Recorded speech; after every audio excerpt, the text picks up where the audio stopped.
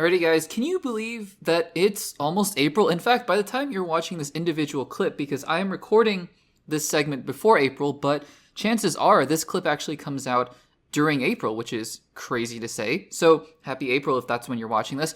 It's crazy. We're already over a quarter of the way through 2025. And with April comes two premiere television shows returning for season 2. One of them is The Last of Us, which we're not going to talk about in this segment, but we will probably be talking about more and more as the days go on. But the other one, of course, is Andor. Andor season 2, the acclaimed Emmy Award nominated show from Star Wars, Andor season 2, from Tony Gilroy, who, from all accounts, did a lot in terms of story and directing for Star Wars Rogue One. And that film had a very troubled production, but ended up being one of my favorite Star Wars films of all time, is returning to finish off the story of Andor. Now, we'll talk about my thoughts about the trailer in just a second, but I wanted to give a little bit of context before that, because honestly, I saw Andor once, and I saw it in the weekly cadence, right? So I think the first 3 episodes came out all at once, and then we had episodes coming out weekly for a good little bit there. And I'm not going to lie, I didn't love Andor as much as I thought I would.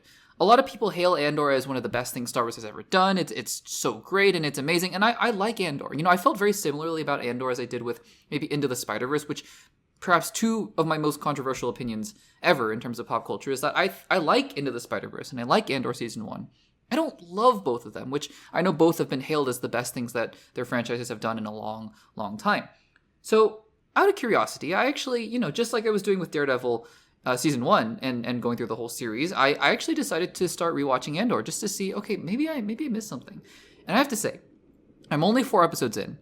My mind is completely shifted. I'm not saying that Andor is, again, you know, the best thing that Star Wars has ever made. I'm not even saying that it's the best thing that's ever come out on television over the last few years, but it's great. I mean, I think a couple things that dragged it down were even more accentuated because of the weekly release, because some things I admit are still not quite sitting well with me in terms of, I don't love the whole storyline with the backstory in the first 3 episodes, but, you know, when these episodes were coming out weekly, I think that you just had more time to sit in the slowness of the show. And slowness is not a negative thing, in my opinion, in this case. It just means the more dramatic paces of the show. And then, of course, it ratchets itself up with the big action sequences later on. But anyway, so I am now much more excited about Andor Season 2.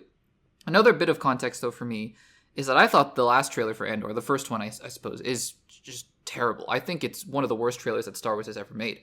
I think the music has a lot to do with it. And I had a lot of conversations with you guys in the comments, and I think it's a totally fair point to say, well, this trailer wasn't meant for us, right? Us being big Star Wars fans, because I think the music was so off-putting, but a lot of you guys in the comments were saying, well, no, I mean, the music, you know, pop music, it's for people who aren't a big fan of Star Wars and just wanted to see something different, and they're like, oh, maybe I'll check this thing out. And I totally get that.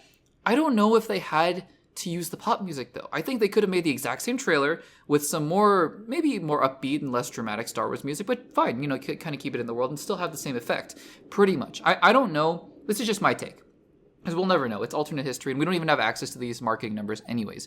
I don't know how many more people would be convinced to watch Andor just based on a change in music alone. You know, just based on, oh, I recognize that pop song. I want to watch Andor now. I just don't know how convinced I am by that argument. Anyways, so I saw that, you know, Andor Season 2 had released another trailer, and I was like, okay, let's see how this goes. Guys, this is the trailer. This is the trailer. I love this trailer. And you can't tell me, you can't convince me, I'm just being facetious, I'm just playing, but, you know, you can't convince me that this trailer, you know, isn't a trailer that just as much as the last one wouldn't appeal to mass audiences. I think it does both, to be perfectly honest with you. I think that this is a trailer that accomplishes what the last trailer was trying to do, and also appeals to Star Wars fans, because as the trailer went on, this is Welcome to the Rebellion, right? And the shots of K2SO, who I'm assuming is K2SO, the droid version, at least the droid variant. And you see Krennic, and what you see here is that a war is brewing, and this is the beginnings, the seeds of the rebellion. What I'm kind of interested in, though, is that this season looks like it's focusing on the Death Star a lot more than I thought, because I was like, well, didn't we do that with Rogue One already? So I'm kind of curious to see how it's going to differentiate itself from Rogue One, knowing that Rogue One is where you really get the Death Star plan. So this whole season, what are they fighting against, really? Maybe that's my question here. But still, it looks great. Andor looks great.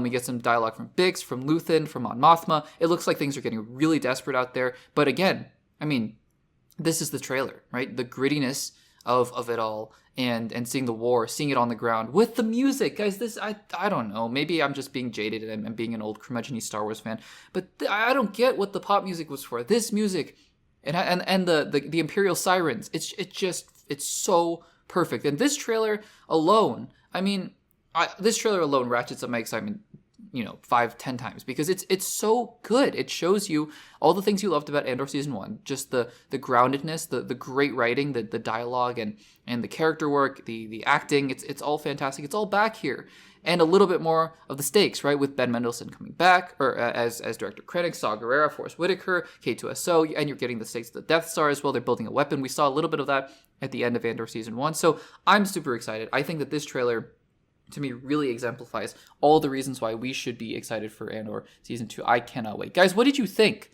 of the second trailer for Andor Season 2? Did you like it, or did you actually like the first trailer better? If so, totally great. I respect that, and I'd love to hear your guys' thoughts in the comments down below.